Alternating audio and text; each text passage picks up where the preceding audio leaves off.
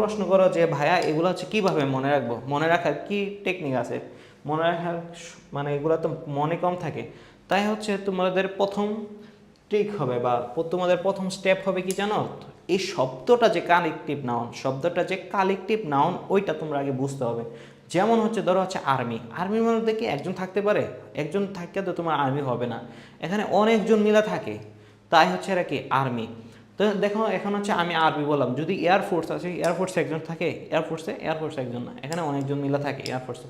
তো এরকমভাবে হচ্ছে তোমার কি বুঝতে হবে যে এটা যে আসলে কি বোঝাচ্ছে। যেমন ক্লাসে কি একজন থাকে না অনেকজন থাকে। যেমন হচ্ছে ক্যাটেল মানে হচ্ছে গরুর পাল বা গবাদি পশুর পাল, গবাদি পশু কি একসাথে থাকবা দেখবা ঘাস যখন খায় এরা হচ্ছে একসাথে খায়, এরকমভাবে তোমরা বুঝতে হবে যে এটা ওই শব্দটাই আমার কালেকটিভ নাউন।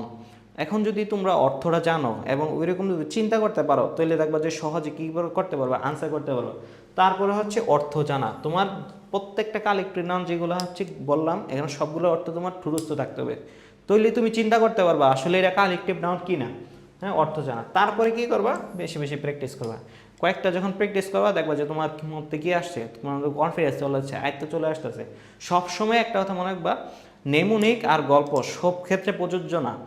এখন তুমি বেশি বেশি নেমোনিক মনে রাখলে, এটার জন্য আমি নেমোনিক লিখতে পারতাম, কিন্তু নেমোনিক সবসময় রাখলে কোন নেমোনিকের জন্য কোন টপিক পড়ছো, কোন টপিকটা কোন নেমোনিক দিয়ে মনে রাখছো, এটাই তুমি কি কনফিউজড হয়ে যাবে। ঠিক আছে।